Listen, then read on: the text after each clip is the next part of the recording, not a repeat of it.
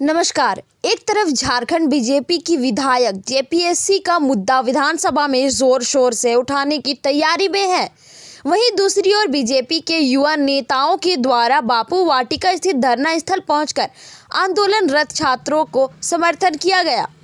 बापू वाटिका जाने वाले नेताओं में शशांक राज, कमलेश राम, रवि जायसवाल शामिल थे। देखिए, लड़ाई हमारी है और जेपीएससी का सिर्फ छात्रों की लड़ाई नहीं है, ये लड़ाई 3.25 करोड़ जनता की है। जेपीएससी बीडीओ और सीओ डीएसपी बनाता है, उसी के एग्ज़ाम लेता है। अब देखिए, बीडीओ और सीओ जो बनता है वो प्रखंड में जाता है और प्रखंड में जाने के बाद क्या करता है, गांव के अंतिम व्यक्ति, किसान, मजदूर, आम जनता को विकास की बात करता है। अगर जेपीएससी में गलत वीडियो बन के चल जाएगा, अयोग्य वीडियो बन जाता है, अयोग्य सीओ बन जाता है, तो खामियाजा हमारा अंतिम गाँव तक उसको भुगतना पड़ेगा। तो ये बाहर वाली 3.25 करोड़ जनता की ये लड़ाई है, न सिर्फ छात्रों की लड़ाई है। इसलिए हम लोग एक झारखंड की नागरिक होने के नाते हम एक संघर्ष हमेशा हम लोग जन मुद्दों को लेकर करते हैं। इसलिए हमारे छात्रों की आवाज़ से मिलाने के लिए यहाँ पर हम लोग पहुँचे हैं और कल ही से हम लोग यहाँ पर उपस्थित हुए हैं। और हम कह देना चाहते हैं कि जेपीएससी का पीटी अब तक रद्द नहीं होगा और जेपीएससी के चेयरमैन अमिताभ चौधरी को बर्खास्त नहीं किया जाएगा, तब तक इस आंदोलन में दिन और रात हम लोग 24 घंटा यहाँ पर डटे हुए रहेंगे।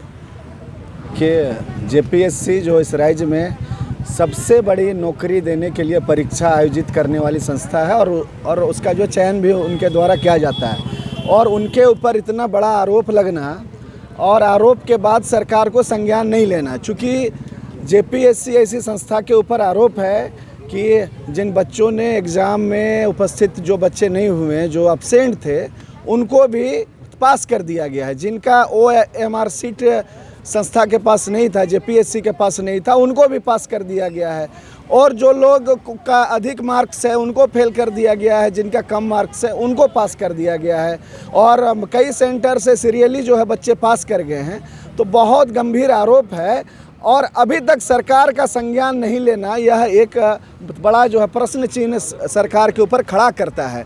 और जो है कि उसी के तौर पर आज यहाँ के युवा, आज आप समझ लीजिए कितनी ठंड में आज यहाँ के युवा सड़कों में अगर रहने के लिए मजबूर हैं। 12 बजे रात को अगर वो सड़कों में रह रहे हैं तो राज्य के मुख्यमंत्री को इस पर संज्ञान लेना चाहिए। आज जबकि आज से विधानसभा सत्र शुरू हो गया है, 81 विधायक रांची राजधानी पहुंच गए हैं, लेकिन सत्ता पक्ष का कोई भी विधायक, कोई भी मंत्री, अगर मुख्यमंत्री अगर व्यस्त हैं तो एक विधायक को भी सरकार के प्रतिनिधि के रूप में आना चाहिए सत्ता पक्ष का। लेकिन कोई भी व्यक्ति आज छात्रों से और जो आंदोलनकारियों से संवाद स्थापित करने का प्रयास नहीं कर रहा है। तो कहीं ना कहीं सरकार का इस घोटाले में, इस खेल में जो है सरकार का संरक्षण है। आज आप देखिए कि जेपीएससी ऐसे चेयरमैन का जो पद होता है वो एक दागी व्यक्ति को दिया गया है, जिनके ऊपर 196 करोड़ के घोटाले का आरोप है। और वैसे व्यक्ति को ऐसी संस्था का अध्यक्ष बनाना, चेयरमैन बनाना, यह राज्य के लिए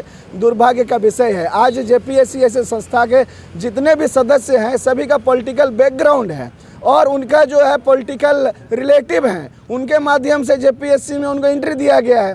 तो यह सीट जो है वैकेंसी निकलने से पहले ही सारे सीट का बंटवारा कर दिया गया था, सारे सीट को बेच दिया गया था और उसी के तहत यह सारा कार्यक्रम चल रहा है। आज यहाँ के युवा मांग कर रहे हैं कि जो पीटी का परीक्षा है उसको रद्द किया जाए और इस पूरी घटनाक्रम का सीबीआई से जांच कराया जाए। और अगर सरकार में तनिक भी नैतिकता बची है तो जो है कि त्वरित जो है कार्रवाई करते हुए अमिताभ चौधरी जी को जेपीएससी के चेयरमैन के पद से बर्खास्त करना चाहिए। आज इसीलिए हम लोग संघर्ष यहाँ पर कर रहे हैं। आपके बीजेपी के विधायक जो है, सारे लोग ये बात कर चुके हैं कि सदन में जेपीएससी का मुद्दा उठाएंगे। आप छात्र राजनीति से आए हैं, युवा हैं, तो आपसे भी अपेक्षाएं हैं लोगों की। आप किस तरह इनको सहयोग करेंगे या क्या करने वाले हैं? देखिए, लंबे समय से छात्र ठंड में मुख्यमंत्री जी के आवास से 300-400 मीटर की दूरी पर यहाँ हैं और जेपीएससी अध्यक्ष का जिस प्रकार से जेएससीए में रोल रहा है, वो जेपीएससी का पिच को भी वो जेएससीए का पिच ही समझ रहे हैं और 2020 का खेल जेपीएससी के छात्रों के साथ कर रहे हैं, जो पूरी तरह से गलत है। यहाँ के छात्र ने जब सबूत के साथ मामला दिया तो पता चला कि OMR सीट गायब है। ये काफ़ी गंभीर विषय है जेपीएससी के लिए। OMR सीट गायब होना ये सीधी तौर पर एक FIR बनता है अध्यक्ष के ऊपर FIR होना चाहिए कि OMR सीट जेपीएससी से गायब हुआ कैसे, और इसका जवाब जेपीएससी अध्यक्ष को देना चाहिए, सरकार को देना चाहिए, मुख्यमंत्री को पता होना चाहिए कि छात्र यहाँ ठंड में यहाँ मोराबादी मैदान के समीप बैठे हुए हैं। मुख्यमंत्री जी का एक स्टेटमेंट तक नहीं आता है इस पूरे जेपीएससी प्रकरण पर।